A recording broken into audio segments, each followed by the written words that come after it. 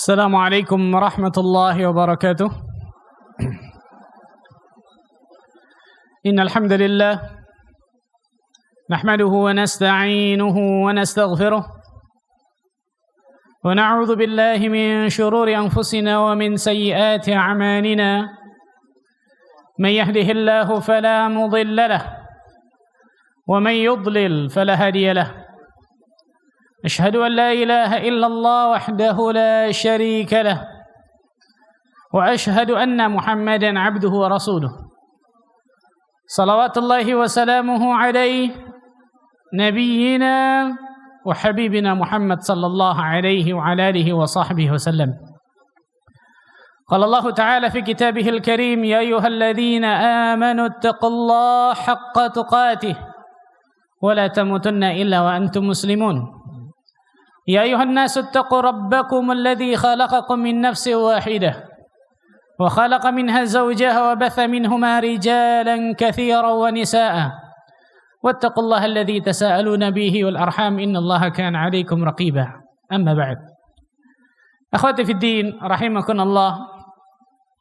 Ibu-ibu sekalian yang semoga Allah Azza wa Jalla selalu memberikan keberkahan dalam kehidupannya. Alhamdulillah, kita bersyukur kepada Allah atas segala limpahan karunia dan nikmat yang Allah berikan kepada kita semua. Sehingga pada kesempatan yang berbahagia ini, Allah Tabaraka wa Ta'ala masih terus melimpahkan berbagai macam nikmatnya, karunianya kepada diri kita semua, sehingga kita dapat duduk, hadir di majelis ilmu ini, majelis yang para malaikat mendoakan majelis ini dengan doa kebaikan. Dan itulah taufik dari Allah Azza wa Jalla. Maka bersyukurlah kepada Allah ketika Allah selalu berikan kemudahan langkah kaki kita ke majelis ilmu, mendapatkan ilmu yang bermanfaat, mengamalkan ilmu yang telah Allah Azza wa Jalla berikan kepada kita, dan istiqamah di jalan ilmu dan amal tersebut. Karena ternyata tidak semua manusia, dari miliaran manusia, tidak semua manusia Allah berikan kenikmatan ini. Walaupun mungkin manusia-manusia tersebut dunia ada di tangan mereka, tapi ternyata Allah Azza wa Jalla tidak berikan kenikmatan untuk menuntut ilmu agama Allah, mengamalkan ilmu tersebut, dan istiqamah di jalan Allah Azza wa Jalla. Maka banyaklah bersyukur kepada Allah ketika Allah Azza wa Jalla berikan kenikmatan ini dalam diri kita. Bahkan ini melebihi segala kenikmatan dunia, melebihi harta, jabatan, pangkat, dan seterusnya. Rasulullah, kita bersalawat dan salam kepada Nabi kita Muhammad sallallahu alaihi wasallam, Nabi akhir zaman, Nabi yang telah membawa kita dari zaman kejahilian, dari zaman kebodohan, dari zaman keterasingan akan ilmu menuju zaman yang terang benderang akan ilmu syar'i, itu zaman as-sunnah. Setelah sesi yang pertama tadi, Al-Ustadz Al-Fadhil Ustadz Hamdi Al-Bakri hafizahullah ta'ala menjelaskan tentang tauhid, keutamaannya. Maka insyaallah ta'ala di sesi kedua ini kita akan membahas tentang lawan dari tauhid itu sendiri, yaitu kesyirikan kepada Allah Azza wa Jalla. Karena itu kita kasih tema berpaling dari selainnya, itu berpaling dari selain Allah Azza wa Jalla. Dan ketika kita mengetahui tentang kesyirikan ini, tidak lain tidak bukan untuk menjaga diri kita agar tidak tercebur ke dalam kesyirikan tersebut. Sebagaimana nanti antunna semua akan mempelajari tentang kebid'ahan di sesi keempat nanti, supaya kita tidak tercebur kepada kebid'ahan tersebut. Makanya para ulama mengatakan, araftu syarr la lisyarri lakin litawaqqihi wa man la ya'riful khaira minasyarri yaqa' fihi. Aku mengetahui keburukan bukan karena ingin aku melakukan keburukan itu, tapi agar aku menjauhi, melindungi diriku dari keburukan itu. Karena barang siapa yang tidak mengetahui mana kebaikan dan mana keburukan, maka biasanya dia terjatuh dalam keburukan. Nah, ketika seseorang mengetahui apa itu tauhid, pembagian tauhid, macam-macam tauhid, keutamaan tauhid, yang jelas pada hakikatnya 1,5 jam itu kurang, Masya Allah. Maka di akhir sesi Ustaz Hamdi menyebutkan PR bagi kita semua untuk terus mempelajari tauhid secara terperinci. Setelah kita mengetahui tentang tauhid, maka kita harus mengetahui tentang lawan dari tauhid itu sendiri, yaitu kesyirikan kepada Allah Azza wa Jalla.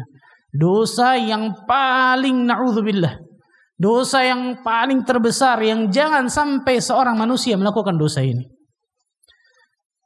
Akhwati fiddin rahimakumullah, sebelum kita menjelaskan tentang kesyirikan dan seterusnya, sebagaimana kita ketahui bersama, tema dalam pembahasan kita tidak lain tidak bukan adalah ketika hati bersyahadat.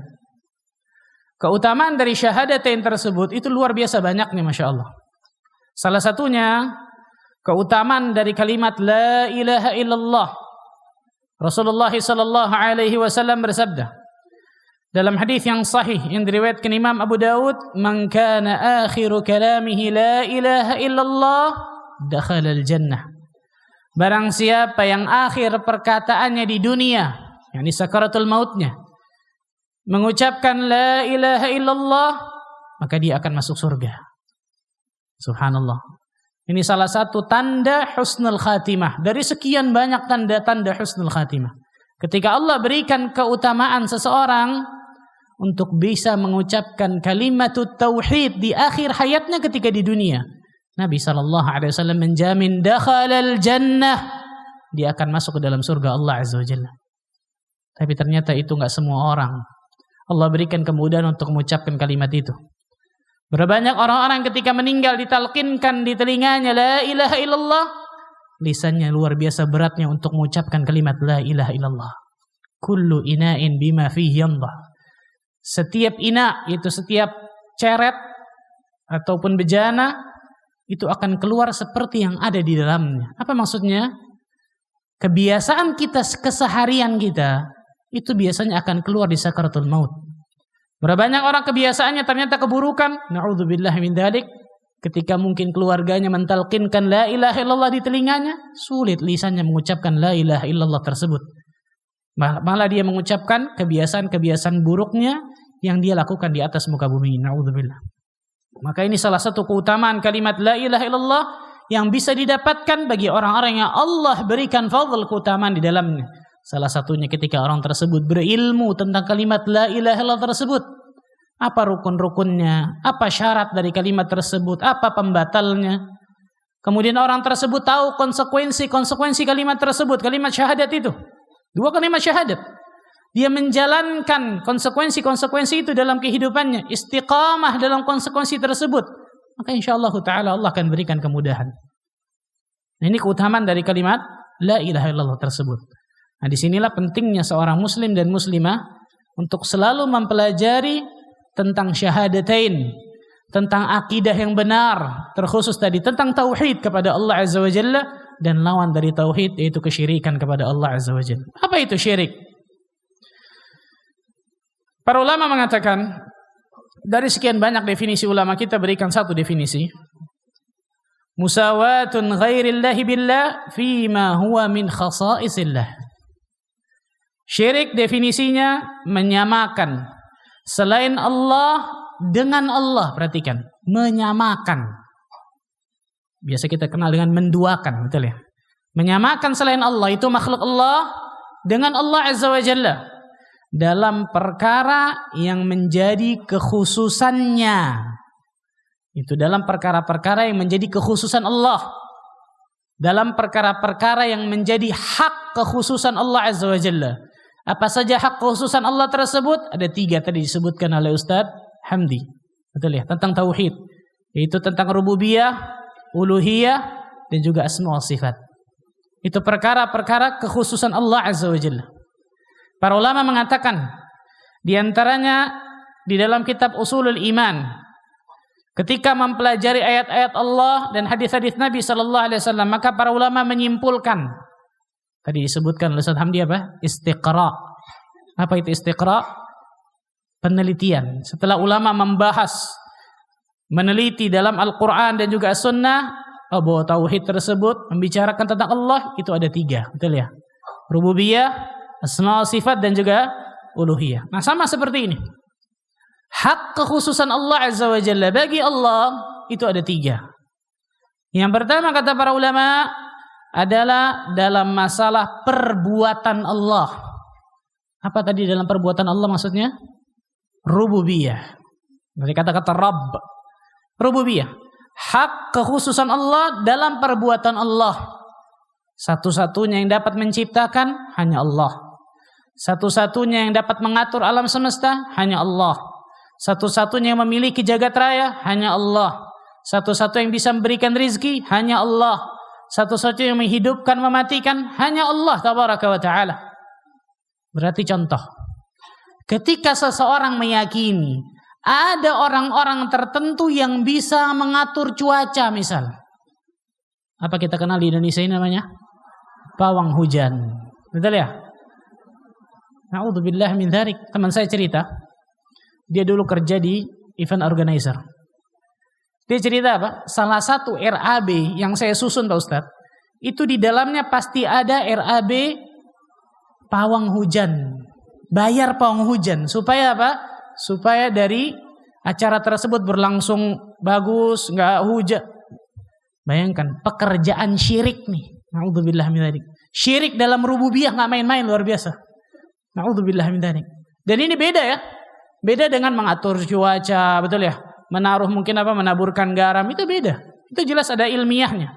Ini ketika seorang meyakini ada seseorang yang bisa ngatur alam semesta ini, contohnya masalah cuaca hujan, kan gitu. Pakai cabai, pakai bawang, betul ya? Digantung atau pakai gitu-gituan, betul ya? Ini bayangkan, na'udzubillah, ini hak kekhususan Allah Azza wa Jalla yang pertama masalah rububiyah. Yang kedua, dalam kedudukan Allah sebagai zat yang berhak untuk disembah, atau kita kenal dengan perbuatan hamba tadi, yaitu tentang apa? Uluhiyah. Perbuatan hamba terkhusus masalah ibadah kepada Allah Azza wa Jalla, bahwa ifradullah ta'ala bil ibadah, mengesahkan Allah Azza wa Jalla di dalam beribadah kepada Allah Azza wa Jalla. Dan ingat, ibadah bukan cuma salat, bukan cuma puasa, bukan cuma haji, umrah, luar biasa banyaknya. Berdoa kepada Allah, bertawakal kepada Allah, kemudian apa? Berraja, khauf, dan seterusnya. Kita serahkan hanya kepada Allah tabaraka wa ta'ala.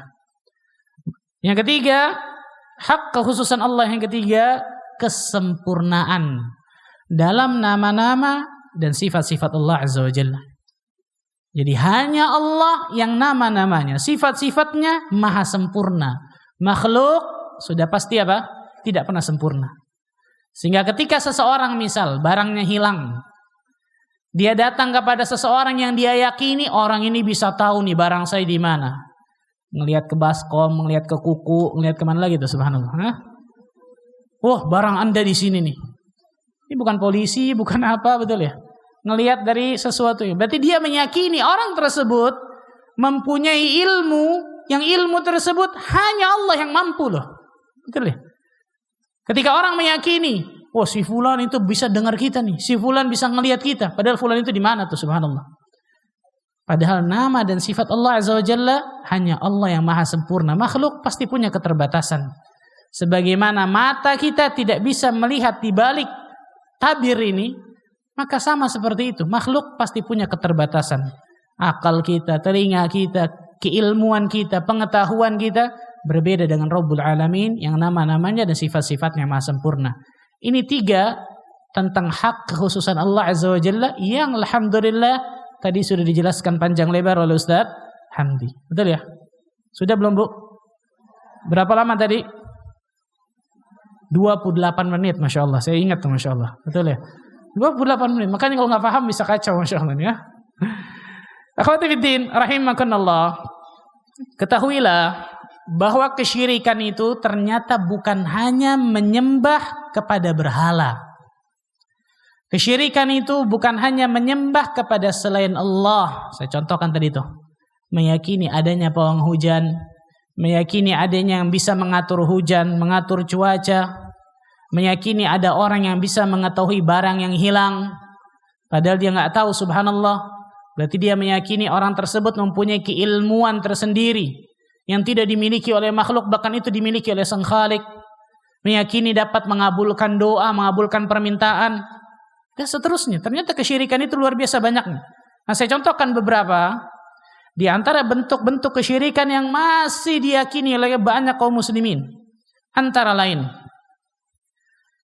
meminta suatu maslahat atau dijauhkan dari madarat atau bahaya kepada kuburan nabi, habib, wali, kiai dan lainnya, bernazar dan menyembelih hewan untuk mereka. Na'udzubillah. Lihat, ini kesyirikan dengan main-main, subhanallah. Ini kesyirikan kepada Allah Azza wa Jalla. Ketika seseorang meminta suatu maslahat, kemudian dijauhkan dari mara bahaya kepada makhluk, siapapun makhluk itu. Karena yang bisa mendatangkan maslahat dalam kehidupan kita, yang bisa menjauhkan kemadaratan, bahaya dalam kehidupan kita, hanya Allah tabaraka wa ta'ala. Makhluk siapapun dia nggak akan pernah bisa berikan ini kecuali dengan izin Allah tabaraka wa ta'ala. Berapa banyak kaum muslimin meyakini tentang masalah ini luar biasa nih, sehingga berbondong-bondong kaum muslimin mungkin datang ke kubur-kubur yang mereka anggap orang saleh, minta di situ. Tadi saya katakan, meminta kepada kuburan nabi, kuburan habib, kuburan wali, kuburan kiai, bahkan na'udzubillah bernazar menyembelih hewan untuk mereka. Ini ternyata di antara bentuk apa? Kesyirikan kepada Allah Azza wa Jalla. Karena kita tahu bersama, menyembelih hewan, bernazar, berdoa kepada Allah, itu semua termasuk apa? Ibadah kepada Allah Azza wa Jalla yang tidak boleh dipalingkan kecuali hanya kepada Allah Azza wa Jalla. Dan itu hak kekhususan Allah yang kedua kita sebutkan tadi, hak bahwa Allah Azza wa Jalla zat yang satu-satunya zat yang berhak untuk disembah. Itu perbuatan makhluk, ibadah kepada Allah. Maka ketika seseorang berdoa, bernazar, kemudian menyembelih dan juga ibadah-ibadah yang lain hanya dipersembahkan kepada Allah Azza wa Jalla. Contoh yang lain, mendatangi dan mempercayai dukun, paranormal, para tidak normal harusnya ini, bukan paranormal ya, subhanallah. Tukang sihir, orang pintar, orang nggak pintar harus ini, subhanallah. Kenapa? Orang yang datang kepadanya orang yang bukan pintar, gitu. Sehingga dia menganggap orang ini orang pintar nih, subhanallah. Tukang ramal dan yang sepertinya, dan meminta perlindungan juga kepada jin. Tapi yang jadi masalah, Ibu-ibu sekalian, kalau dulu mungkin dukun-dukun ini itu tampilannya serem-serem. Kalau sekarang tampilannya gimana? Pakai peci, betul ya? Pakai baju koko, bahkan pakai gamis. Karena mereka tahu nih kalau tampilannya serem, betul ya? Rambutnya gondrong, nggak pakai baju, pakai celana ketat, apalagi itu serem. Wah, ini dukun nih, serem. Untuk mengelabui kaum muslimin, enggak, dia bukan dukun Pak Ustaz. Dia ahli spiritual. Ya salam. Dia bukan dukun Pak Ustaz. Dia itu penasehat keagamaan. Masya Allah. Dihaluskan namanya, dukun. Intinya, betul ya? Meyakini mengetahui yang gaib. Apa itu? Betul ya? Yang saya katakan tadi. Oh, barang Anda ada di sini. Oh, ini ada di sini nih. Oh, tenang. Enggak hujan, tenang. Nanti mau dapatkan kebaikan, tenang. Lakukan ini. Mau dapatkan terhindar dari mara bahaya, ini. Gantungkan ini. Subhanallah. Adakah itu dalam syariat?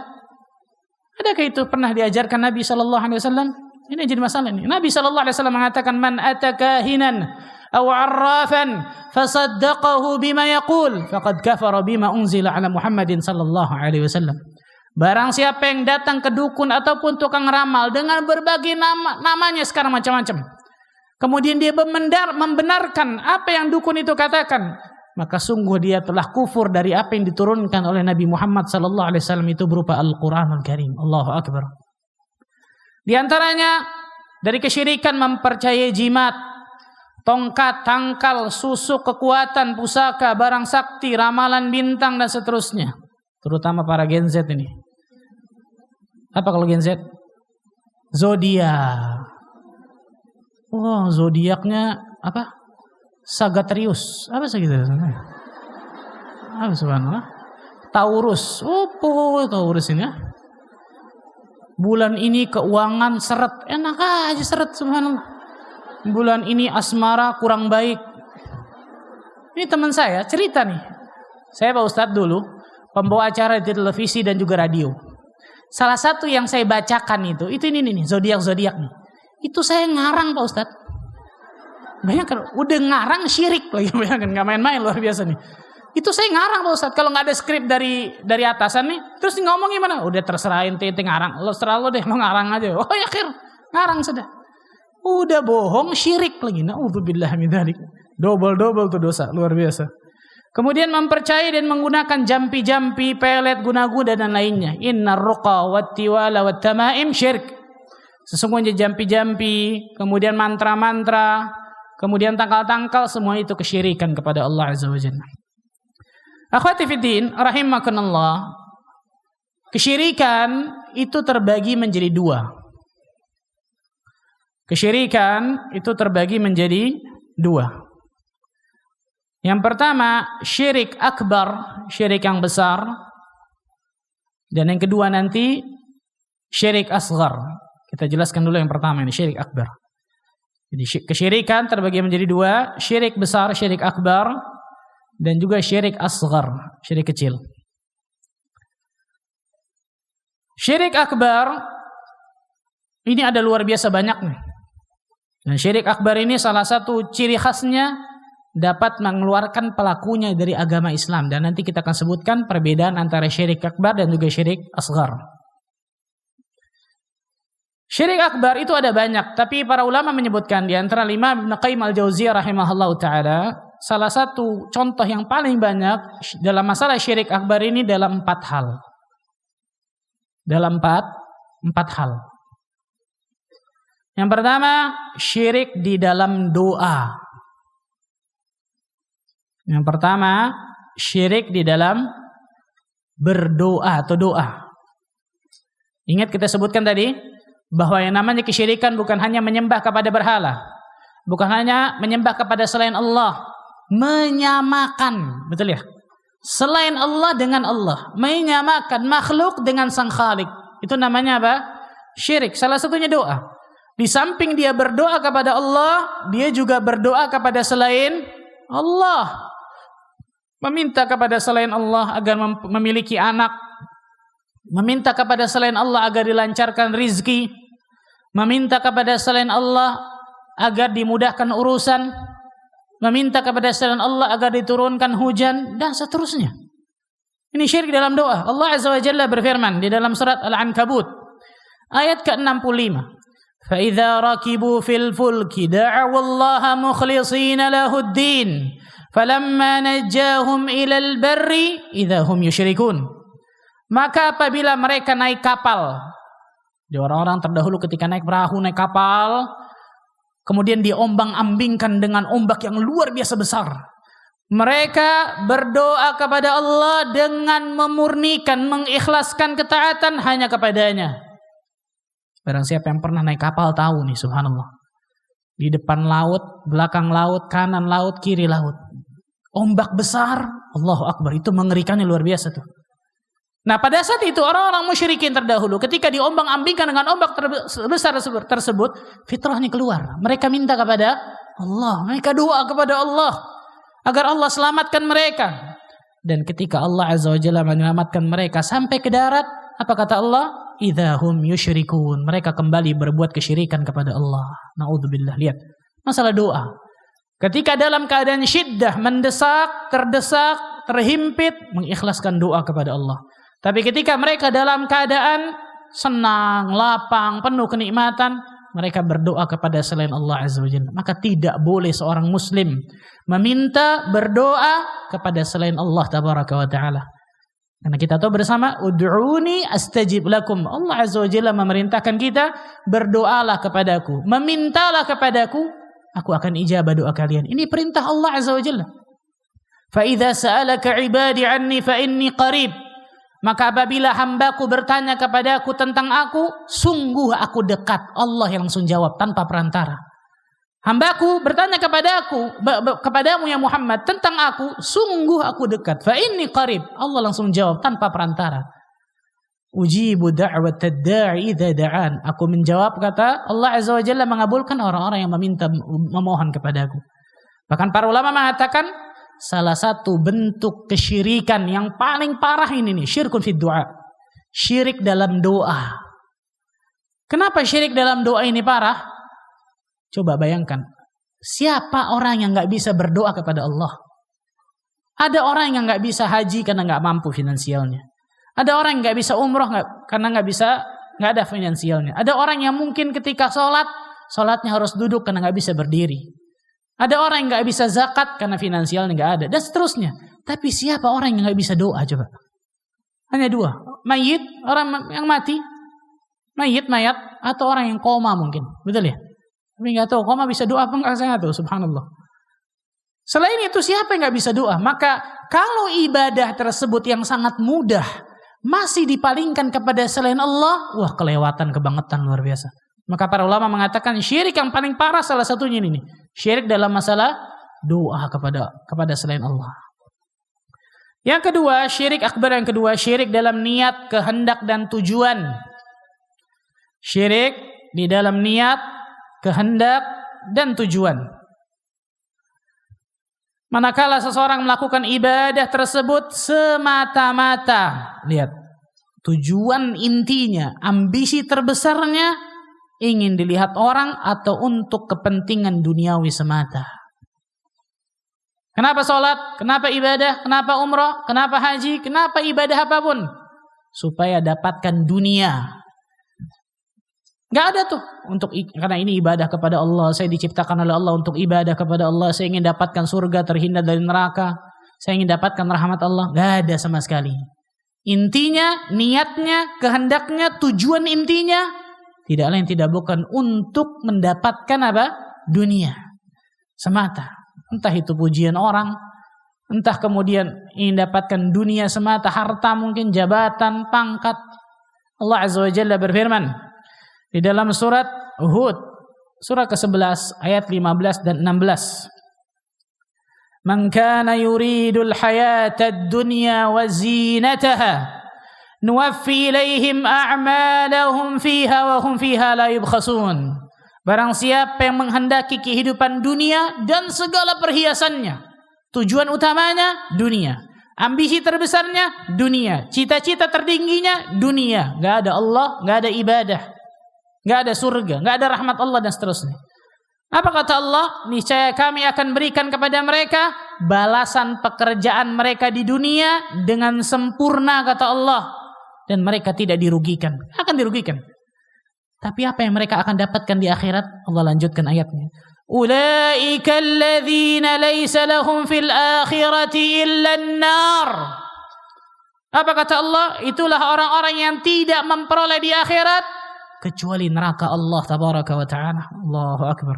Wa habita ma sana'u fiha wa batilun ma kanu ya'malun.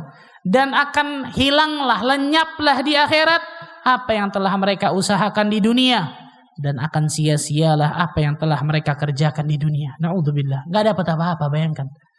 Gak dapat apa-apa, subhanallah.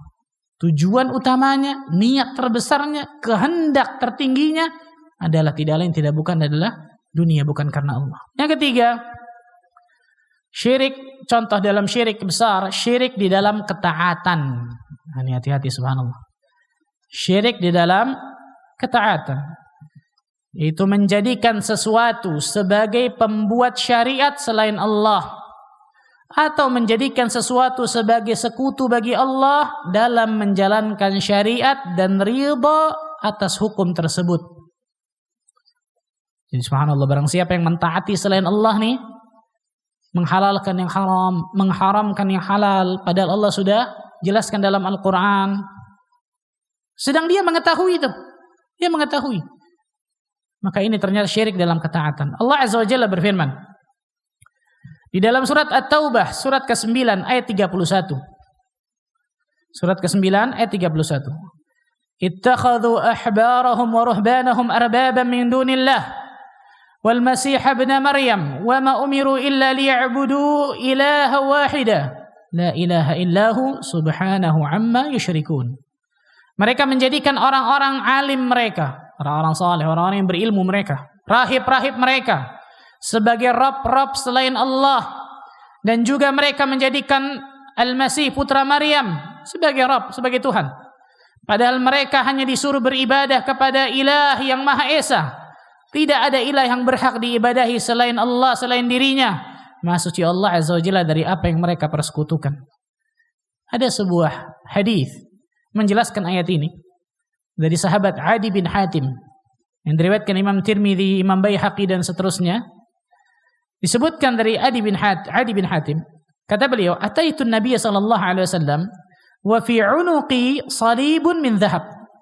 Aku mendatangi Nabi sallallahu alaihi wasallam, dan ketika aku datang ke Nabi, di leherku ini ada kalung salib dari emas. Ada kalung salib dari emas. Maka Rasul sallallahu alaihi wasallam mengatakan kepada diriku, "Itrah anka hadzal wathan." Buang darimu berhala ini nih. Berhala yang ada di engkau gantung di lehermu, buang, kata Nabi sallallahu alaihi wasallam. Kemudian Rasul sallallahu alaihi wasallam membacakan ayat tadi itu dalam surat At-Taubah ayat 31. Dalam riwayat yang lain, ketika Rasul sallallahu alaihi wasallam menyuruh untuk membuang, Rasul sallallahu alaihi wasallam menyebutkan kepada Adi bin Hatim, atau Adi bin Hatim mengatakan kepada Nabi sallallahu alaihi wasallam, "Ya Rasulullah sallallahu alaihi wasallam, innahum lam yakunu ya'budunahum." Ya Rasulullah, sesungguhnya kami dulu itu enggak menyembah ini nih. Mereka itu enggak menyembah ini, enggak menyembah salib dari emas tadi, enggak. Karena Adi bin Hatim meyakini syirik itu tadi kebanyakan dari kaum muslimin zaman sekarang. Menyembah kepada selain Allah saja, sujud kepada selain Allah, menyembah kepada berhala. Maka Rasul sallallahu alaihi wasallam kemudian mengatakan, "Ajal, betul. Walakin yuhilluna ma harramallah fayastahillunahu." Akan tetapi mereka, orang-orang alim mereka, rahib-rahib mereka, menghalalkan apa yang Allah haramkan, lalu mereka menganggapnya itu halal. Betul ya? Subhanallah. Ketika apa? Rahib-rahib mereka, orang-orang alim mereka menghalalkan apa yang Allah haramkan, lalu pengikutnya kemudian menghalalkan, mengikuti rahib mereka, tidak ikutin Allah. Kemudian apa? Wa yuharrimuna alaihim ma halallah fayuharrimunah. Dan mereka, orang alim mereka, rahib-rahib mereka mengharamkan apa yang Allah halalkan, lalu mereka pun menganggapnya haram. Apa kata Nabi? Fatilka ibadatuhum lahum. Itulah peribadatan para pengikutnya kepada para pendeta mereka tadi itu. Allahu Akbar. Syirik dalam ketaatan, betul ya? Taat kepada makhluk menyamai ketaatannya kepada Allah Azza wa Jalla. Mengharamkan apa yang Allah halalkan, menghalalkan apa yang Allah haramkan. Yang keempat, yang terakhir, syirik dalam masalah cinta. Wah, ramai ini syirik dalam cinta nih. Ada apa ibu-ibu? Kenapa subhanallah? Syirik dalam masalah cinta. Bucinnya salah tempat nih. Itu menyamakan Allah Azza wa Jalla dengan selainnya dalam hal kecintaan. Lihat, menyamakan selain Allah, makhluk Allah, dengan Allah disamakan dalam hal kecintaan.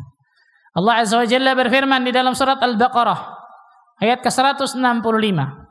Wa minan nasi man yattakhidhu min dunillahi andada yuhibbunahum ka hubbillah walladzina amanu ashaddu hubban lillah. Dan di antara manusia ada orang-orang yang menyembah tandingan-tandingan selain Allah. Apa kata Allah? Yuhibbunahum ka hubbillah. Mereka mencintai tandingan-tandingan tersebut sama cintanya kepada Allah. Na'udzubillah. Mereka mencintai berhala mereka, tandingan-tandingan selain Allah mereka, sama cintanya kepada Allah. Lihat, syirik dalam masalah cinta nih. Allah katakan apa? Walladzina amanu asyaddu hubban lillah. Dan adapun orang-orang yang beriman, rasa cintanya itu sangat besar kepada Allah Azza wa Jalla. Allahu Akbar. Maka hati-hati nih. Berapa banyak orang-orang yang ternyata mencintai makhluk sama dengan cintanya kepada Allah Azza wa Jalla. Hati-hati nih, subhanallah. Mencintai makhluk sama dengan cintanya kepada Allah. Apa maksudnya? Ketika seseorang mencintai makhluk tersebut, menjadikan dia taat kepada makhluk tersebut berlebihan, mencintai makhluk, kemudian dia menghinakan dirinya, merendahkan dirinya, tunduk kepada makhluk tersebut. Padahal kita merendahkan diri, tunduk, kemudian menghinakan diri kita hanya kepada Rabbul Alamin. Berapa banyak orang cinta kepada sesuatu, apapun itu makhluk, ternyata dia sampai merendahkan dirinya, menghinakan dirinya, tunduk taat kepada makhluk itu. Karena cintanya, betul ya? Ternyata itu syirik dalam masalah Cinta. Maka hati-hati ini, subhanallah. Hati-hati ibu sekalian dan kita semua. Nah, ini disebutkan dari sebagian besar syirik besar. Maka 4 ini yang bisa dikatakan mungkin syirik yang paling sering dilakukan oleh manusia dan intinya. Ya, disebutkan oleh Ibnu Qayyim al-Jauziyah rahimahullahu taala tentang masalah hal ini.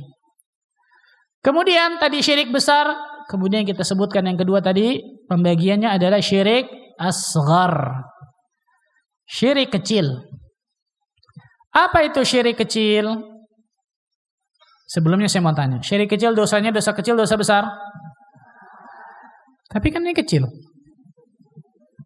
Hah? Kecil atau besar? Wah, melemah tadi. Tadi perasaan lebih gede suaranya insyaallah. Hah?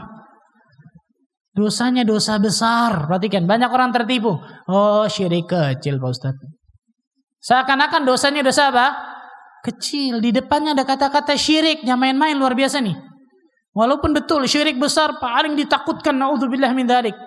Tapi betapa banyaknya manusia-manusia yang terjatuh dalam syirik kecil ini. Dosa besar. Menempati dosa yang atas tuh. Peringkat dosa tertinggi setelah syirik besar. Syirik kecil. Baru dosa-dosa besar yang lain di bawahnya. Dosa membunuh, dosa berzina, dosa minum khamar, dosa riba. Itu di bawah dosa syirik kecil. Berarti dosanya dosa apa? Besar. Tapi para ulama membedakan antara syirik besar dan syirik kecil. Nah, nanti kita akan sebutkan di antara perbedaan. Apa definisi dari syirik kecil tersebut? Para ulama menyebutkan, ma'ata fin nusus wa huwa syirk wa lam yasil ila haddi syirkil akbar wa kullu wasilatin yasilu ila haddi syirkil akbar. Apa yang disebut oleh nas, maksudnya nas di sini ada dalil Al-Qur'an dan As-Sunnah. Apa-apa yang disebut dalam dalil Al-Qur'an dan As-Sunnah dengan lafaz syirik. Nanti kita akan contohkan. Tapi tidak mencapai tingkatan syirik besar. Dan setiap sarana yang mengantarkan kepada syirik besar. Contoh. Rasulullah SAW bersabda, "Man halafa bi ghairillah faqad asyrak au kafar." Barang siapa yang bersumpah atas nama selain Allah, maka dia telah terjatuh dalam perbuatan kesyirikan atau kekufuran. Lihat. Hadis menyebutkan apa? Syirik atau kufur. Apakah syirik di sini syirik besar? Para ulama menjelaskan tentang masalah hadis ini. Yang dimaksud kata-kata kafar atau asyrak adalah syirik kecil. Tapi saya katakan tadi ya, syirik kecil dosanya dosa apa? Besar. Ingat baik-baik nih. Jadi barang siapa yang bersumpah atas nama selain Allah, contoh, demi Allah, demi Rasulullah. Demi Allahnya boleh, tapi demi Rasulullah tidak boleh. Karena Rasul sallallahu alaihi wasallam makhluk. Barang siapa yang bersumpah atas nama selain Allah, maka dia telah terjatuh dalam perbuatan kesyirikan atau kekufuran. Itu syirik kecil, kufur kecil. Lihat, dalil menyebutkan apa? Syirik, betul ya? Tapi tidak mencapai derajat kesyirikan besar. Kemudian yang lain, contoh yang lain, tatayyur. Contoh syirik kecil nih. Contoh syirik kecil, tatayyur.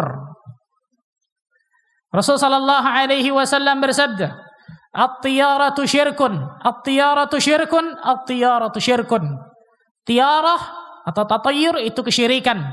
Tiarah atau tatayyur itu kesyirikan. Tiarah atau tatayyur itu kesyirikan. Wa ma minna illa. Dan setiap kita itu pasti pernah mengalaminya. Itu syaitan bisikan diri kita, wah kalau begini, begini. Kalau gini, begini. Walakin Allah yudhibuhu bitawakkul. Akan tetapi Allah menghilangkannya dengan tawakal kepada Allah Azza wa Jalla. Lihat, dalam hadis ini disebut tatayyur atau tiarah itu termasuk apa? Syirik. Tapi para ulama menjelaskan syirik yang dimaksud di sini adalah syirik kecil. Dosa besar, tapi tidak mencapai derajat syirik besar. Apa itu tatayyur? Disebutkan di situ. Mengkaitkan nasib sial dengan sesuatu yang dia lihat, dia dengar, dia rasakan, atau dengan benda tertentu atau angka tertentu. Contoh, lagi dengar malam-malam burung gagak. Waduh, ada yang meninggal kayaknya besok nih. Burung gagaknya ada 2. Waduh, yang meninggal berarti 2 nih besok. Padahal tuh burung gagak yang ngobrol kali, subhanallah, betul ya? Terus nyambungnya apa burung gagak sama orang yang meninggal? Lihat, mengkaitkan nasib sial dengan sesuatu yang dia lihat, dia dengar, dia rasakan dengan benda tertentu, angka tertentu, apapun itu. Antum atau antuna semua datang ke gedung-gedung di Jakarta ini, cari lantai 13. Lantai 12A, 12B. Betul ya? Cari lantai 4. Betul ya? Mengkaitkan nasib sial, oh 13 ini sial, oh 4 ini sial. Luar biasa. Atau sebagian subhanallah tidak mau nikah ketika bulan apa? Safar atau bulan apa? Dzulqa'dah misal. Dan seterusnya subhanallah. Karena meyakini bulan Safar ini bulan panas. Bulan Dzulqa'dah ini mengkaitkan nasib sial, kemadaratan, keburukan dengan sesuatu. Padahal kita tahu bersama kebaikan, al-khair atau al-asyar, keburukan datangnya dari Allah tabaraka wa ta'ala subhanallah. Terutama al-khair jelas. Keburukan itu makhluk yang menganggap keburukan. Mengkaitkan nasib sial enggak boleh kemudian kepada makhluk. Lagi apa? Minum tiba-tiba jatuh gelas. Wah, gelas pecah nih. Memang kenapa kalau gelas pecah? Ambil lagi, betul ya? Beresin, ambil. Ini ada sesuatu yang enggak ini. Tadi antuna semua tadi ngelihat tadi video awal, betul ya? Ada angka 13, ada ini, ada itu. Itu semua keyakinan yang ternyata apa? Kesyirikan. Wah, kuping saya ini nih panas nih. Ini ada yang gosipin saya pasti nih. Ngomongin saya yang buruk pasti nih. Siapa nih subhanallah? Na'udzubillahi min dzalik. Kejatuhan cicak, betul ya? Waduh, jatuh nih cicak. Jatuh cicak apa? Bunuh cicaknya dapat pahala tuh. Bukan meyakini tertentu.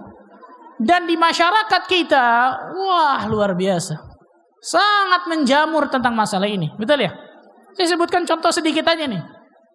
Merasa sial, menganggap sial akan sesuatu luar biasa. Na'udzubillah min dzalik. Nas'alullah salatul afiyah. Di antara syirik kecil pula kata para ulama adalah riya dan sum'ah. Ini syirik kecil yang khafi, yang tersamar, yang enggak kelihatan. Riya dan sum'ah. Apa itu riya dan sum'ah? Itu seseorang beramal ingin memperlihatkan. Kalau riya ingin memperlihatkan amalan.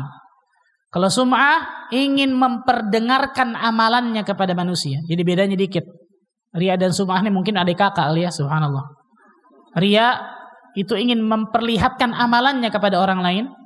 Kalau sum'ah ingin memperdengarkan amalannya ke orang lain. Tujuannya sama.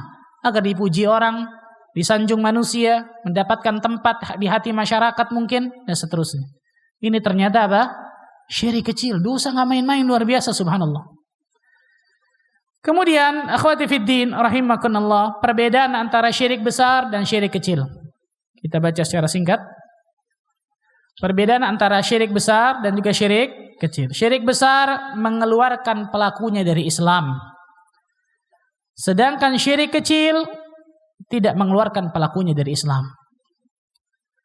Syirik besar menggugurkan seluruh amal soleh pelakunya. Nanti kita sebutkan dalil dari bahaya kesyirikan.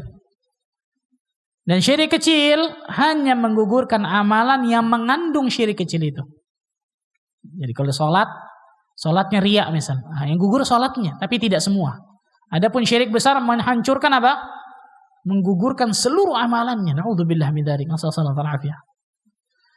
Pelaku syirik besar tidak diampuni oleh Allah.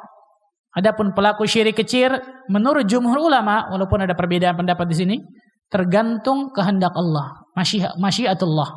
Allah bisa maafkan, ampuni, Allah bisa azab. Tapi kalau syirik besar itu tidak diampuni oleh Allah Azza wa Jalla. Maksudnya apa? Orang yang meninggal. Nah, tadi disebutkan oleh Ustaz Hamdi, orang yang meninggal mati di atas muka bumi ini membawa dosa kesyirikan besar itu. Ini yang enggak diampuni nih. Adapun kalau di dunia pernah misal naudzubillah berbuat kesyirikan, kemudian dia bertaubat kepada Allah, taubatnya nasuha, maka insyaallah yang seperti ini Allah ampuni. Berapa banyak para sahabat yang dahulunya berbuat kesyirikan, bahkan memerangi dakwah Nabi SAW. Tapi ketika Islam, al-Islam yajubbu ma qablahu. Islam akan menutup, menghilangkan dosa-dosa yang sebelumnya. Kemudian pelaku syirik besar jika mati tidak bertaubat, mereka akan kekal di neraka. Na'udzubillah min dzalik. Sedangkan syirik kecil tidak. Dan yang terakhir, syirik besar menyebabkan halalnya darah dan harta pelakunya. Sedangkan syirik kecil, pelakunya dihukumi muslim namun imannya tidak sempurna. Ini nanti kita akan sebutkan dalil di bawah. Ini diantara perbedaan antara syirik besar dengan syirik kecil. Akhwati fiddin, rahimakumullah. Agar kita selalu waspada tentang kesyirikan, maka kita harus mengetahui khuturat. Apa sih bahaya dari kesyirikan ini?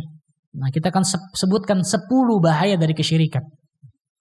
Sebagaimana tadi, keutamaan dari tauhid ada berapa? 10 yang disebutkan oleh Ustaz Fadhil, Ustaz Hamdi. Dan 10 keutamaan itu bukan pembatasan cuma 10, enggak. Kalau disebutkan semua, daurahnya bisa 3 hari 3 malam, mungkin lebih, subhanallah, betul ya? Sebagaimana ini nih, bahaya kesyirikan, itu kita nggak sebutkan semua, 10. Agar kita benar-benar waspada, hati-hati tentang kesyirikan ini. Terkhusus adalah syirik besar. Yang pertama, bahaya kesyirikan yang pertama, menggugurkan seluruh amalan. A'udzubillahi min dzalik, nasallallahu alaihi. Allah Azza wa Jalla berfirman dalam surat Az-Zumar ayat ke-65. Walaqad uhiya ilaika wa ilal ladzina min qablik la in asyrakta la yahbatanna 'amaluk wa la takunanna minal khasirin. Telah diwahyukan kepada engkau dan juga kepada nabi-nabi sebelum engkau ya Muhammad, apabila engkau berbuat kesyirikan maka gugur seluruh amalanmu dan sungguh engkau akan menjadi orang-orang yang merugi, itu akan masuk neraka jahanam. Lihat ayat ini, perhatikan nih.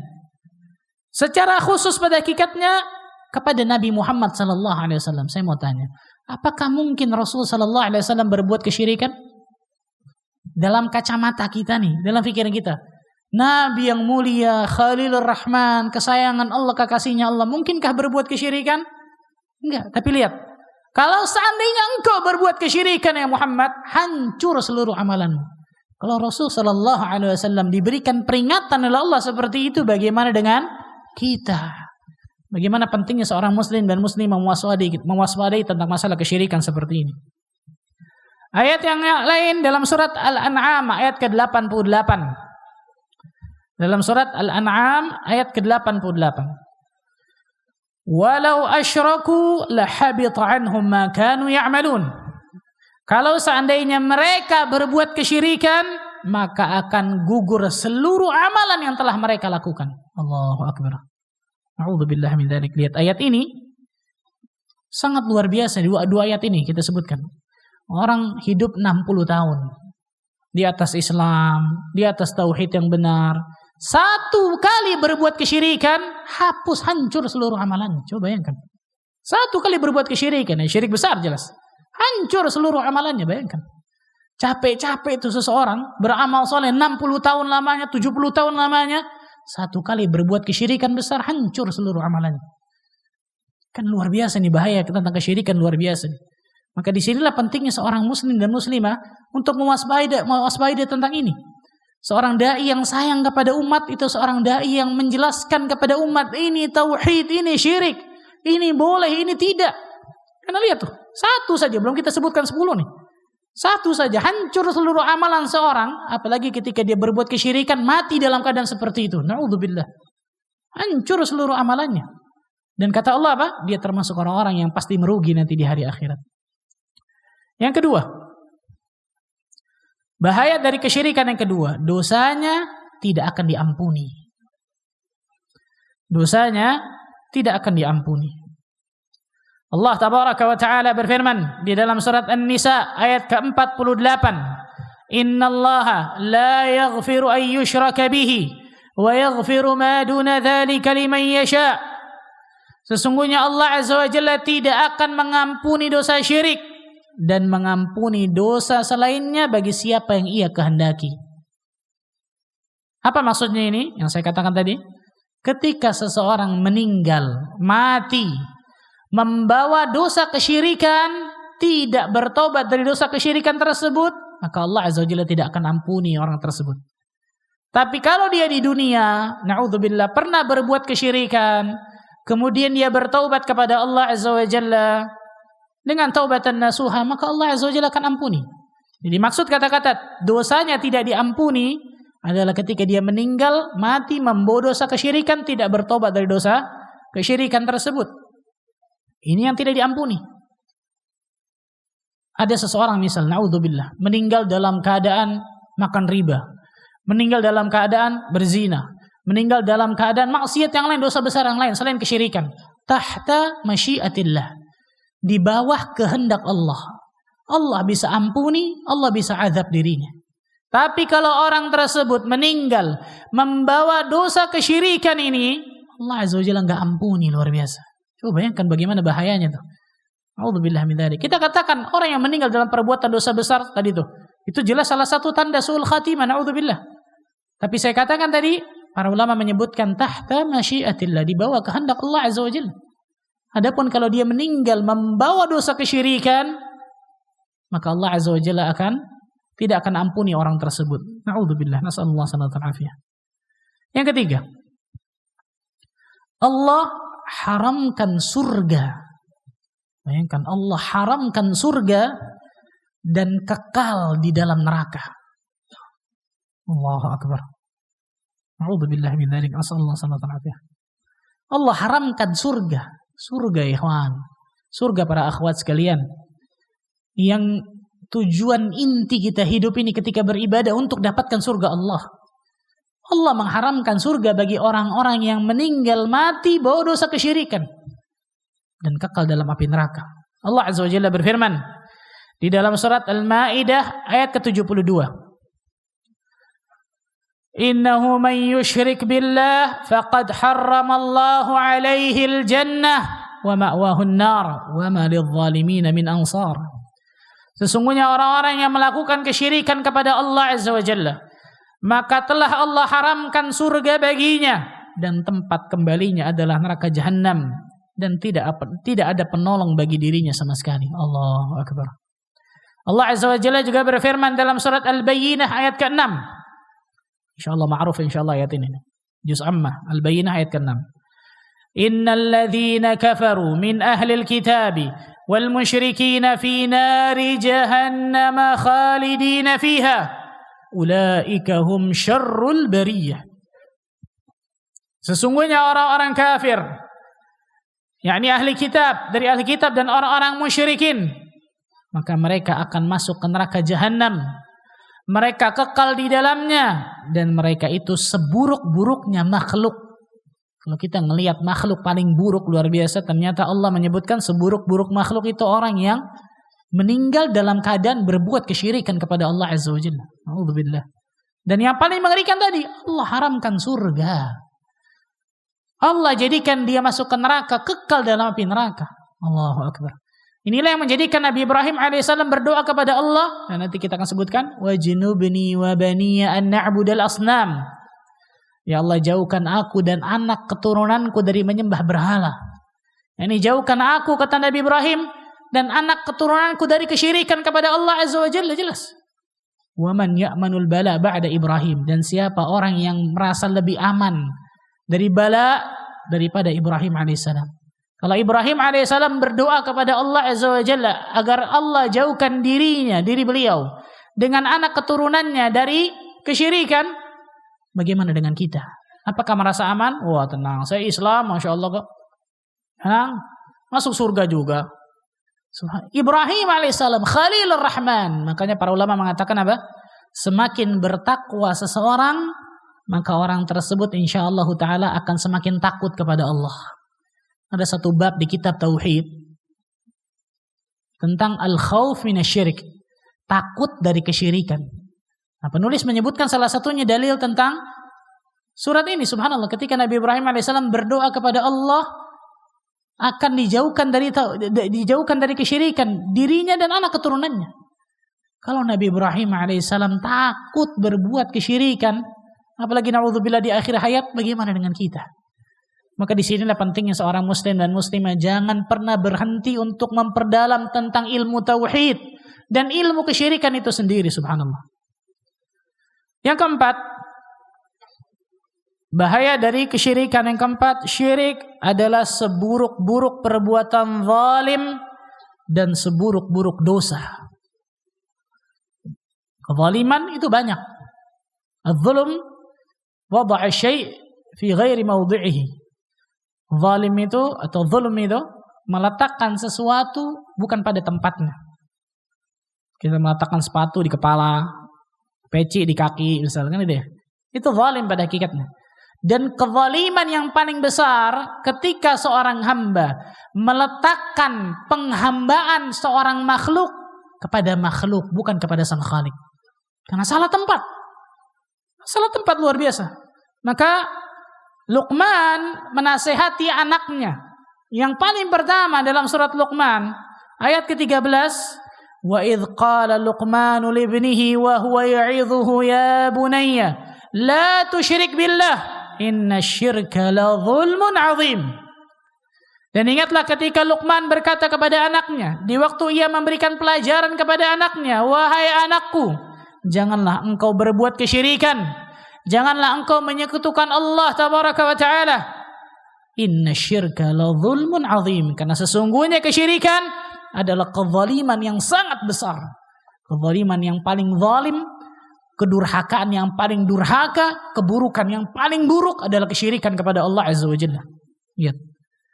Ketika subhanallah, ayat ini kalau kita lihat bayangkan, Luqmanul Hakim nasihati banyak luar biasa anaknya. Dengan nasihat 1, 2, 3. Yang paling pertama ini nih. La tusyrik billah. Jangan engkau berbuat kesyirikan kepada Allah. Karena kesyirikan itu zalim yang paling besar luar biasa. Kemudian ayat lain Allah berfirman dalam surat An-Nisa ayat ke-48. Surat An-Nisa ayat ke-48. Wa man yusyrik billah faqad iftara itsman 'azima. Dan barang siapa yang menyekutukan Allah, berbuat kesyirikan, faqad iftara itsman 'azima.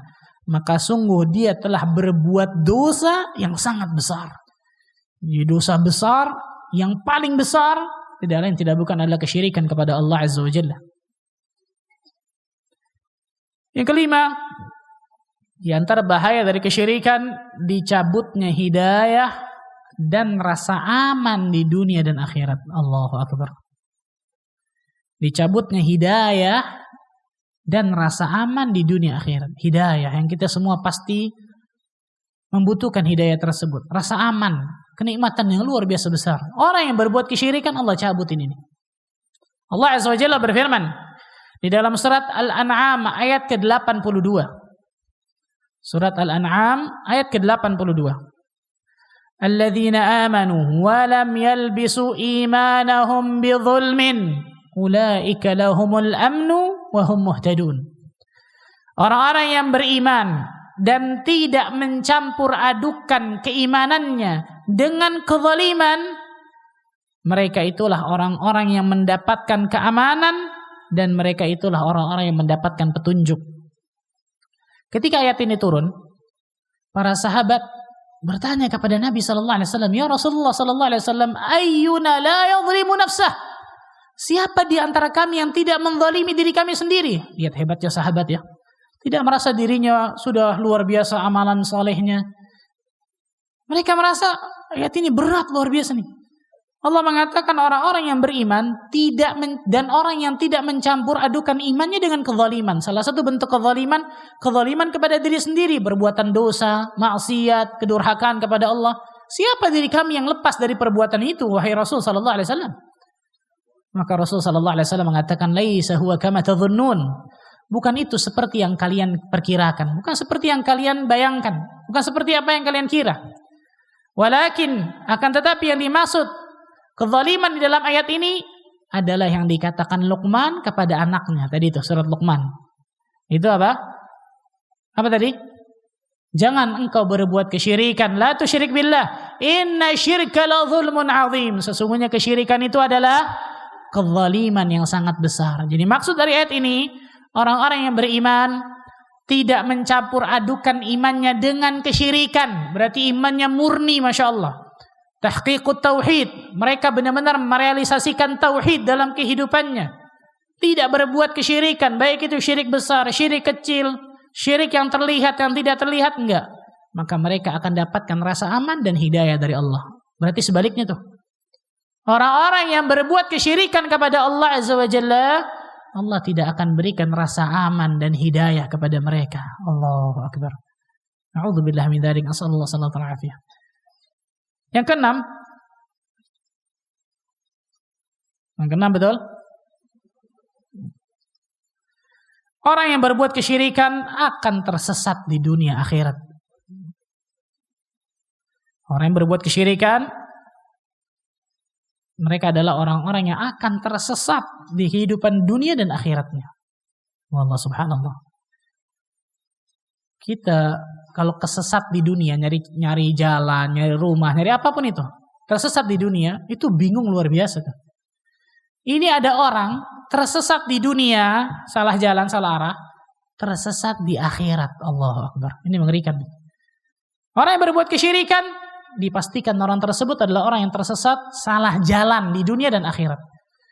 Karena dia menempuh jalan yang tidak akan mengantarkannya ke surga Allah Azza wa Jalla. Bahkan dia menempuh jalan yang akan mengantarkannya ke neraka. Tapi sayangnya dia nggak sadar jalan itu menuju ke neraka Allah Azza wa Jalla. Na'udzubillah. Allah Azza wa Jalla berfirman dalam surat An-Nisa ayat ke-116. Surat An-Nisa ayat ke-116. وَمَنْ يُشْرِكْ بِاللَّهِ فَقَدْ ضَلَّ ضَلَالًا بَعِيدًا. Barang siapa yang berbuat kesyirikan, menyekutukan Allah Azza wa Jalla, maka sesungguhnya ia telah tersesat sejauh-jauhnya. Tapi yang jadi masalah saya katakan tadi, orang yang paling sengsara, orang yang dihukum sama Allah tapi dia nggak sadar dia dalam hukuman. Orang yang salah jalan nih, tapi dia nggak tahu ini jalannya salah. Dia menganggap jalan ini jalan yang benar. Ujungnya bukan ke surga, ujungnya ke neraka Allah Azza wa Jalla. Na'udzubillah. Maka Allah mengatakan, faqad dhalla dhalalan ba'ida. Mereka adalah orang-orang yang tersesat dan kesesatan yang nyata, sejauh-jauhnya. Yang ketujuh, bahaya dari kesyirikan yang ketujuh, syirik menjadikan halalnya darah dan harta pelakunya. Ini kita sebutkan tadi di antara perbedaan dari syirik besar dan juga syirik kecil.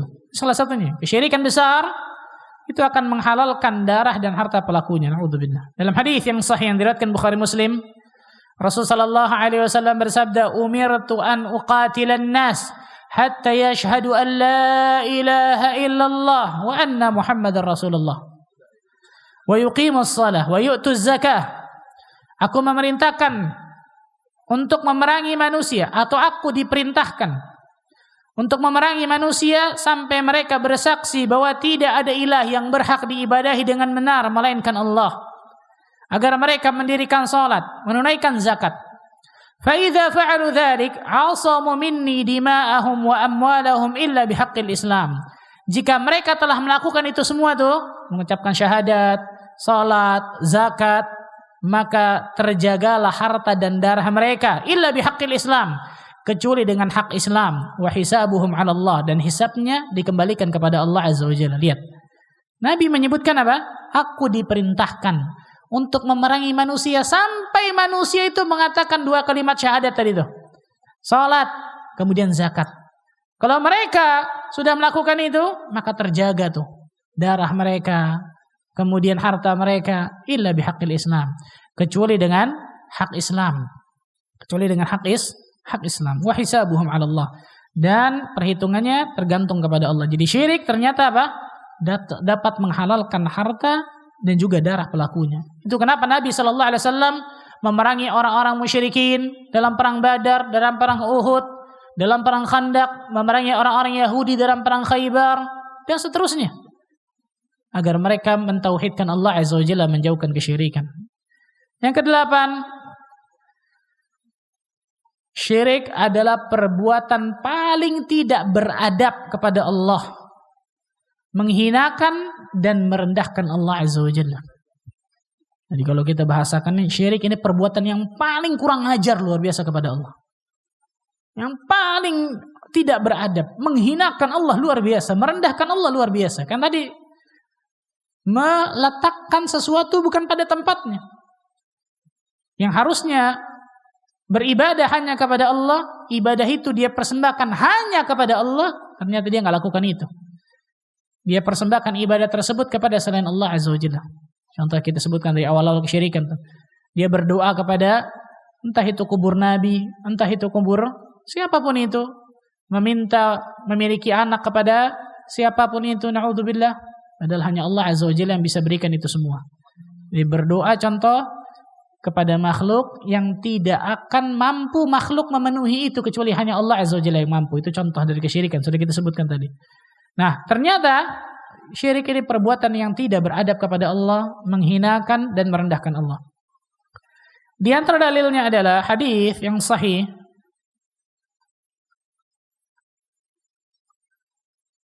Rasul sallallahu alaihi wasallam bersabda, "Innallaha amara Yahya ibn Zakaria bi 5 kalimat, an ya'mala biha wa ya'mura bani Israil an ya'malu biha."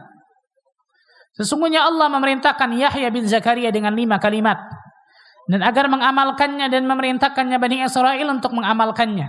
Saya lanjutkan artinya saja. Akan tetapi Nabi Yahya lambat di dalam menyampaikan kepada Bani Israil. Maka Nabi Isa berkata kepada Nabi Yahya, sesungguhnya Allah memerintahkan engkau dengan 5 kalimat untuk engkau amalkan dan engkau perintahkan Bani Israil untuk mengamalkannya. Jika engkau tidak memerintahkannya, aku akan memerintahkan mereka. Maka Nabi Yahya berkata, aku khawatir jika engkau mendahului aku akan ditenggelamkan ke bumi dan aku akan diazab oleh Allah Azza wa Jalla. Maka Nabi Yahya pun mengumpulkan manusia di Baitul Maqdis, maka masjid pun terisi penuh dan mereka juga memenuhi tempat-tempat yang tinggi. Maka Nabi Yahya berkata, sesungguhnya Allah memerintahkan aku dengan 5 kalimat supaya aku mengamalkan dan aku perintahkan kalian untuk mengamalkannya. Yang pertama, tidak lain tidak bukan disebutkan an ta'budullah, awwaluhunna an ta'budullah wa la tusyriku bihi syai'a. Agar kalian semua beribadah kepada Allah dan jangan menyekutukan Allah dengan sesuatu apapun. Kemudian beliau mengatakan, karena perumpamaan orang yang menyekutukan Allah, berbuat kesyirikan, seperti orang yang membeli hamba sahaya, membeli budak dari harta berupa emas dan perak. Lalu ia berkata kepada hamba sahaya itu rumahku dan ini pekerjaanku. Silakan engkau bekerja dan laksanakan tugasmu kepadaku. Ternyata ia malah bekerja dan melaksanakan tugas orang lain yang bukan tuannya. Siapa di antara kalian yang merasa suka hamba sahayanya melakukan perbuatan itu? Allahu Akbar. Dan kita hamba Allah Azza wa Jalla, ikhwan. Hamba Allah Azza wa Jalla kita. Yang kita diwajibkan untuk beribadah kepada Allah karena kita diciptakan untuk itu. Wa ma khalaqtul jinna wal insa illa liya'budun. Dan tidaklah aku menciptakan jin dan manusia, kata Allah, kecuali untuk beribadah kepadaku. Maka kalau kita mempersembahkan ibadah kita, amal saleh kita kepada selain Allah, maka ini perbuatan penghinaan kepada Allah yang paling luar biasa berbahayanya. Perbuatan paling kurang ajar seorang hamba kepada Allah Azza wa Jalla. Maka syirik itu perbuatan paling tidak beradab kepada Allah, menghinakan Allah dan merendahkan Allah Azza wa Jalla serendah-rendahnya. Yang ke-9, syirik menghapuskan cahaya fitrah seorang hamba. Syirik menghapuskan cahaya fitrah seorang hamba. Jadi hamba ketika pertama kali diciptakan oleh Allah Azza wa Jalla itu dalam keadaan fitrah. Itu di atas tauhid dan ketaatan. Di atas Islam. Allah Azza wa Jalla berfirman dalam surat Ar-Rum ayat ke-30. Fitratallahi allati fatara an-nasa 'alaiha la tabdila li khalqillah dzalika ad-dinul qayyim walakin aktsaran nasi la ya'lamun walakinna aktsaran nasi la ya'lamun. Tetaplah di atas fitrah Allah yang telah menciptakan manusia menurut fitrah itu. Tidak ada perubahan pada fitrah Allah. Itulah agama yang lurus, tetapi kebanyakan manusia tidak mengetahui. Orang yang menyembah berhala, menyembah kubur, menyembah apapun itu, pada logika manusia saja itu nggak masuk, betul ya? Padahal fitrah manusia bisa berpikir, berhala ini gak mungkin bisa berikan manfaat dan madarat kepadaku. Kuburan ini, siapapun kubur, hatta kubur Nabi SAW, tidak akan pernah bisa memberikan manfaat kepadaku, tidak akan bisa kemudian menghilangkan madarat dalam diriku. Kan gitu. Tapi fitrah seorang hamba sudah bergeser ketika dia berbuat kesyirikan. Pasti akan berbuat kesyirikan, pasti bergeser fitrahnya. Sehingga akalnya itu tidak akan pernah berakal, tidak akan pernah kemudian berfungsi ketika dia berbuat kesyirikan. Maka syirik itu akan menghilangkan, menghapuskan cahaya fitrah seorang hamba. Yang ke-10, yang terakhir, syirik akan menyebabkan permusuhan antara pelakunya dengan pelaku orang yang beriman.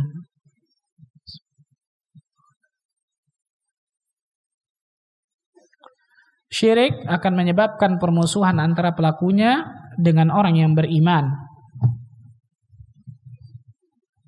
Karena seorang yang beriman tidak boleh loyal, tidak boleh mencintai dengan cinta iman kepada orang-orang musyrik, walaupun itu kerabat dekat.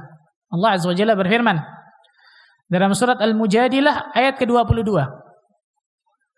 Dalam surat Al-Mujadilah ayat ke-22, la tajidu qauman yu'minuna billahi wal yawmil akhir yuwadduna man hadallaha wa rasulahu walau kanu aba'ahum aw abna'ahum aw ikhwanahum aw ashiratahum. Kalian tidak akan mendapati orang-orang yang beriman kepada Allah dan hari akhirat saling berkasih sayang, lihat, saling cinta mencintai, saling berkasih sayang dengan orang yang menentang Allah dan Rasulnya. Sekalipun orang-orang itu adalah bapak-bapak mereka, anak-anak mereka, ataupun saudara-saudara, ataupun keluarga mereka.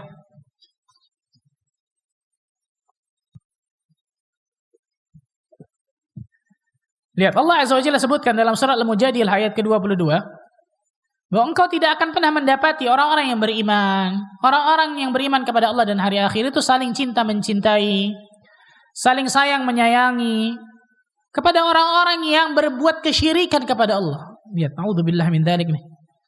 Maka tidak boleh seseorang taat misal kepada orang tua ketika orang tua tersebut menyuruh untuk kesyirikan, sebagaimana kisah Sa'ad bin Abi Waqqas yang ibunya memaksanya untuk keluar dari agama Nabi kita Muhammad sallallahu alaihi wasallam.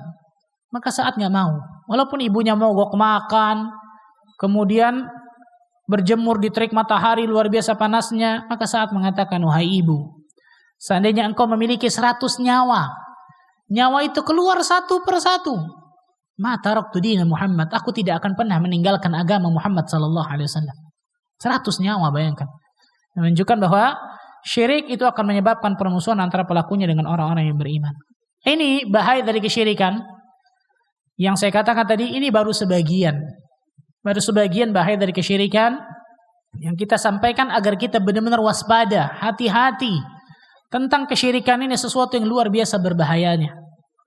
Pertanyaan selanjutnya adalah, Ustadz, kalau saya mau selamat dari kesyirikan, apa saja yang harus saya lakukan agar saya tidak mendapatkan bahaya-bahaya tadi itu, baik di dunia apalagi di akhirat?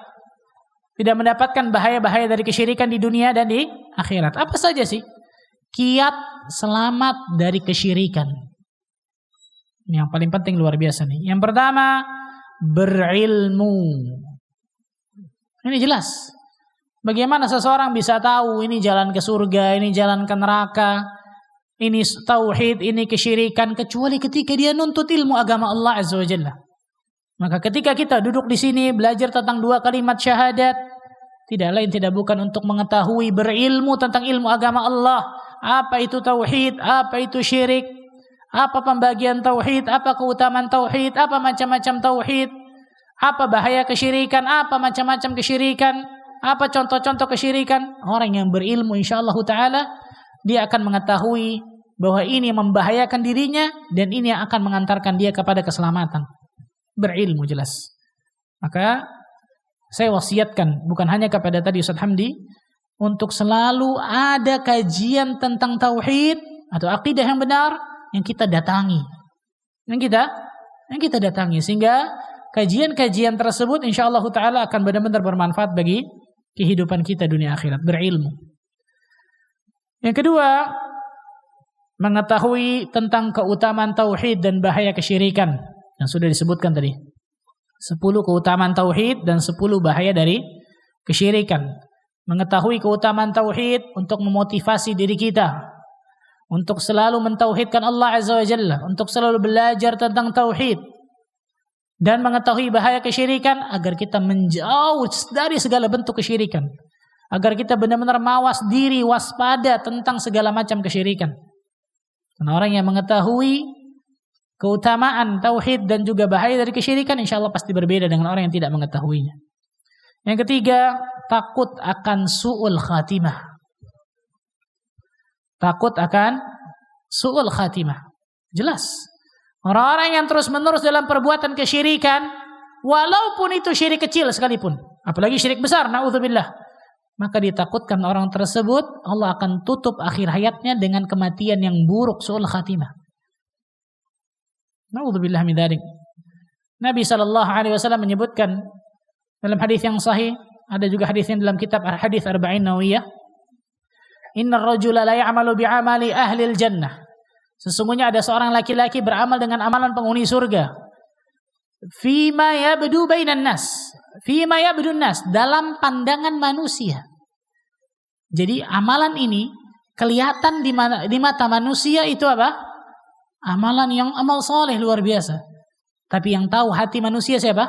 Allah Azza wa Jalla. Salah satu makna dari hadis ini, orang ini ketika dia beramal itu selalu riya. Selalu sum'ah. Tadi kita sebutkan di antara syirik, contoh syirik kecil adalah apa? Riya dan sum'ah. Ingin memperlihatkan amalannya, ingin memperdengarkan amalannya. Hatta ma yakunu bainahu wa bainaha illa dhira'. Sampai tidak memisahkan antara dirinya dengan surga kecuali cuma sahasta. Fayasbiqu alaihi alkitab. Kemudian catatan takdirnya mendahului dirinya. Fayamalu bi'amali ahlin nar. Di akhir hayatnya dia melakukan amal-amal penghuni neraka. Fayadkhuluha. Allah masukkan dia dalam neraka. Na'udzubillah. Salah satu makna dari hadis ini, dari sekian banyak makna disebutkan para ulama, orang yang melakukan ketaatan tapi tidak ikhlas karena Allah. Riya, sum'ah, itu syirik kecil, bayangkan. Bagaimana syirik besar? Maka takut akan su'ul khatimah. Yang keempat, malu kepada Allah Azza wa Jalla. Yang keempat, malu kepada Allah. Orang yang punya rasa malu kepada Allah Azza wa Jalla, maka insyaallah ta'ala dia akan menjauhi segala macam hal-hal yang dimurkai oleh Allah. Dan yang paling dimurkai jelas kesyirikan kepada Allah Azza wa Jalla. Yang kelima, mujahadah, bersungguh-sungguh untuk taat kepada Allah dan menjauhi keburukan. Dan ketaatan yang paling terbaik adalah tauhid. Keburukan yang paling buruk adalah kesyirikan kepada Allah. Maka harus ada mujahadah. Harus ada kesungguh-sungguhan untuk terus mentauhidkan Allah, menjauhkan kesyirikan. Karena syaitan tidak akan pernah rela dan ridha ketika hamba-hamba Allah itu melakukan tauhid atau mentauhidkan Allah, menjauhkan kesyirikan. Tidak akan pernah rela, tidak akan pernah ridha. Yang keenam, meyakini bahwa manusia hanya makhluk yang lemah. Allah yang tidak bisa memberikan manfaat atau menolak madarat pada diri kita kecuali Allah yang izinkan. Maksudnya apa? Manfaat dan madarat hanya di tangan Allah Azza wa Jalla. Jadi meyakini siapapun manusia ini, siapapun makhluk ini, dia manusia, dia makhluk yang lemah. Wa khuliqal insanu dha'ifa. Diciptakan manusia dalam keadaan lemah. Mau apa saya kemudian berpangku tangan kepada makhluk ini? Mau apa saya bertawakal kepada makhluk ini nih? Dia makhluk yang dhaif, yang lemah. Orang yang tauhidnya mantap, tauhidnya kuat, dia akan selalu bergantung kepada Allah Azza wa Jalla dalam setiap keadaan. Inilah yang menjadikan para salaf terdahulu ketika sendal mereka putus, mereka minta kepada Allah, ya Allah sendalku putus. Para ulama mengatakan mintalah kepada Allah segala sesuatu, hatta garam dan gula di dalam dapur meminta kepada Allah. Bayangkan, luar biasa.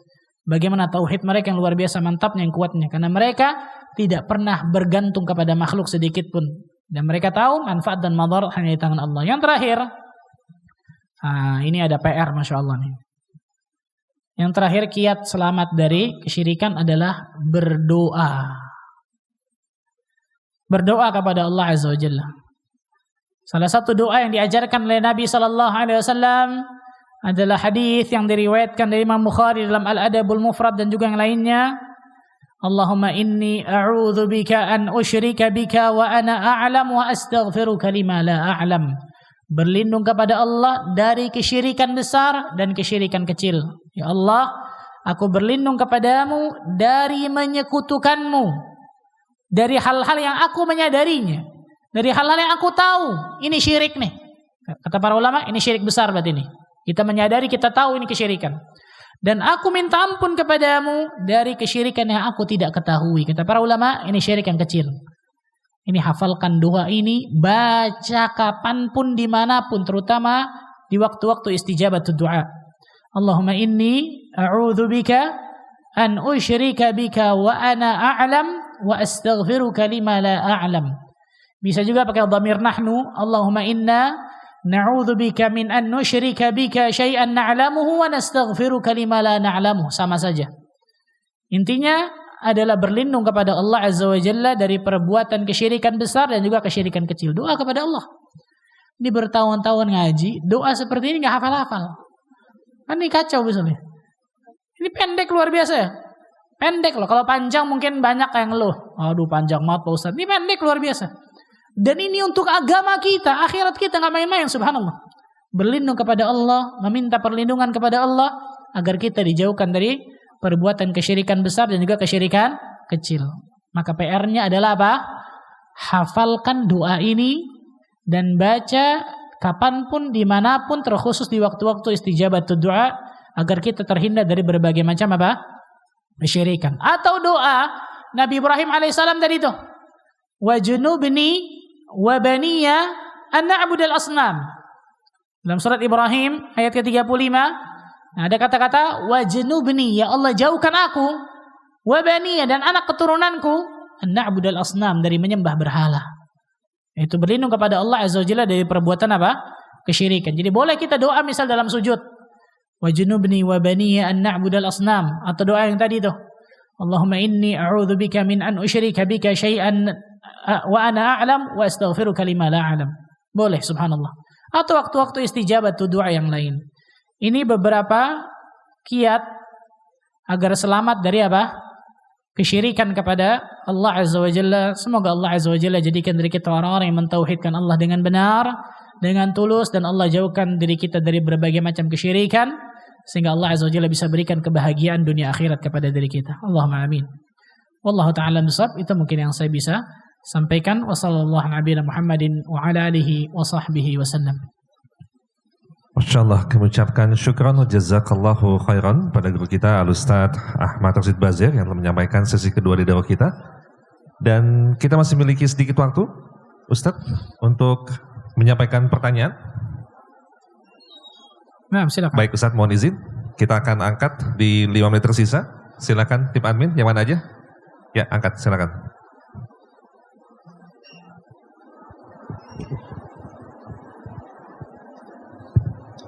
Baik, kita coba tampilkan.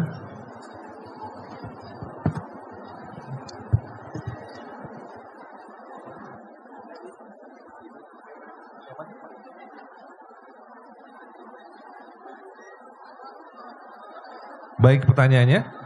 Assalamualaikum Ustaz. Tenang ibu-ibu, Baik, tenang. Kajian belum selesai.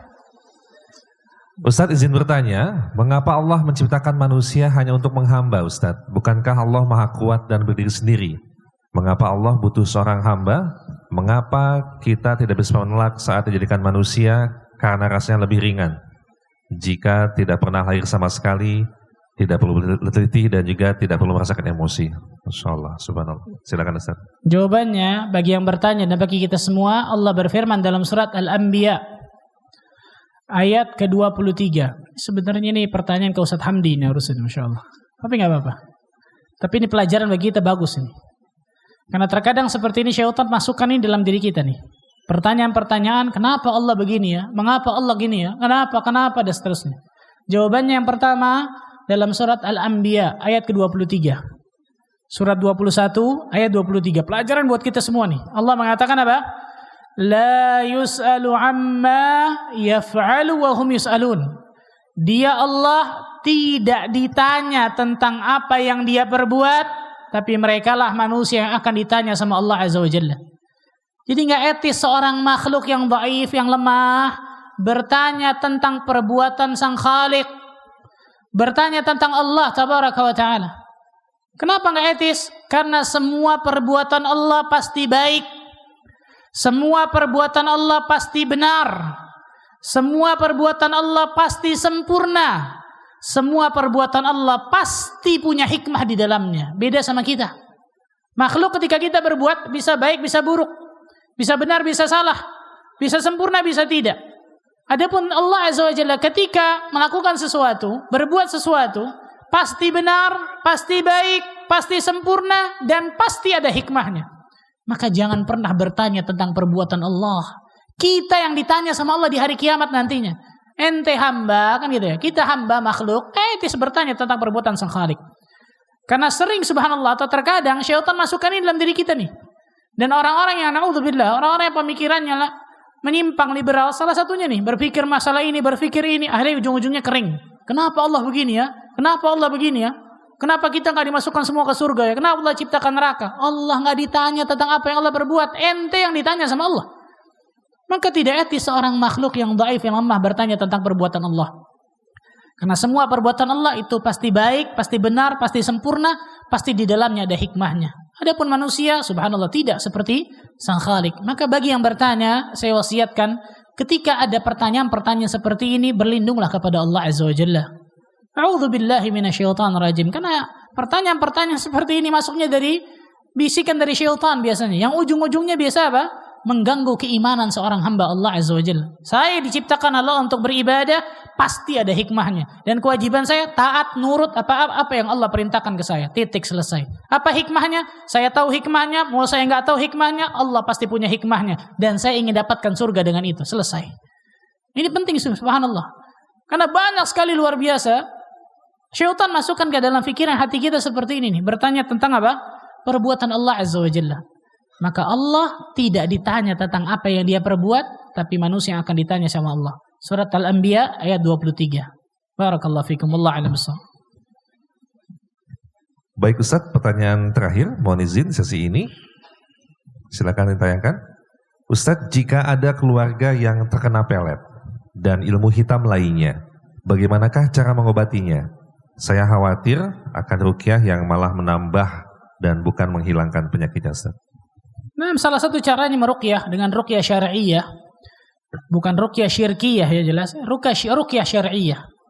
Kita meruqyahnya langsung atau dia diperintahkan untuk disuruh untuk meruqyah mandiri dirinya, betul ya? Atau kita bawa nih tanpa dia meminta, kita bawa mungkin ke orang yang biasa meruqyah. Walaupun semua kaum muslimin pada hakikatnya bisa untuk meruqyah.